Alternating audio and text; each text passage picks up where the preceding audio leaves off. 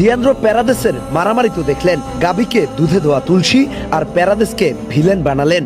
কি মনে করেন একজন প্রফেশনাল খেলোয়াড় কি এতটাই পাগল এভাবে কাউকে আঘাত করবে? আচ্ছা, না হয় প্যারাদেস খেপলো, মেদিনা খেপলো কেন? ওদেরকে ভিলেন বানান, সমস্যা নাই, তবে একটাবার পুরো ঘটনাটা দেখুন। আচ্ছা দেখেন তো, ভিড়ের মধ্যে লিয়ান্দ্রো প্যারাদেসকে প্রথমে ঘুষিটা মারে কে? একটু ভালো করে দেখুন। হ্যাঁ, গাভি ভিড়ের মধ্যে প্রথমেই প্যারাদেসকে একটা ঘুষি মেরে বসে, আর তাতেই উত্তেজিত হয়ে পড়ে প্যারাদেস। তবে ঘটনা এখানেই শেষ নয়। এর আগে প্যারাদেসকে উদ্দেশ্য করে গাভি বলেছিল, ইনফান্তিনো কি আজ মেসির ফোন ধরেনি, রেফারি আর ভিআর কাজ করেনি। মেসির বিরুদ্ধে বলা এমন কথাই মূলত প্যারাদেসকে তাতিয়ে তোলে।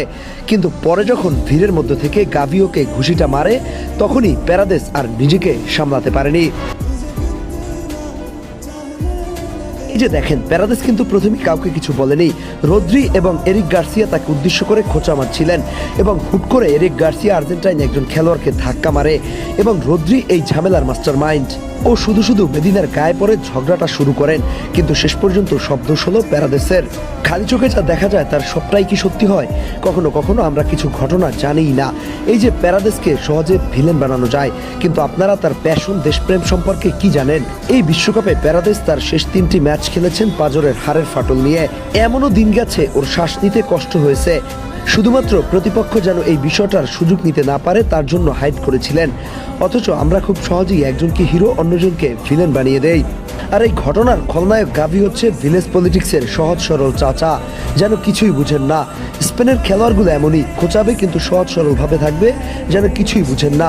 প্যারাদেস মূলত যোগ্য জবাবটাই দিয়েছে, কিন্তু চাইলে আর একটু সংযত হতে পারত। ম্যাচ হারের পর প্রতিটি সদস্যের মনের অবস্থা কেমন থাকে সেটা বুঝতেই পারেন। সেই মুহূর্তে গিয়ে যদি এভাবে খুঁচিয়ে খুঁচিয়ে কথা বলা হয়, তাও আবার মেসিকে ঘিরে, তখন ওই মোমেন্টে কে কতটা সামলে উঠতে পারেন পরিস্থিতি, সেটাই আসল কথা।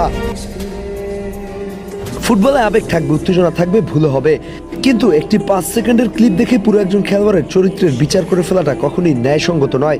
ঘটনার যদি বিচার করতেই হয় তাহলে শুরু থেকে শেষ পর্যন্ত দেখুন, কে আগে উস্কানি দিয়েছে, কে পরিস্থিতি উত্তপ্ত করেছে, আর কে নিয়ন্ত্রণ হারিয়েছে। প্যারাদেসের আচরণ সমর্থন করার প্রশ্ন নয়, বরং পুরো সত্যটা জানার প্রশ্ন। কারণ মাঠে আমরা শুধু একটি প্রতিক্রিয়া দেখি, কিন্তু সেই প্রতিক্রিয়ার পেছনে লুকিয়ে থাকা অসংখ্য মুহূর্ত দেখতে পাই না। তাই কাউকে হিরো বা ভিলেন বানানোর আগে পুরো গল্পটা একবার হলেও দেখে নিন।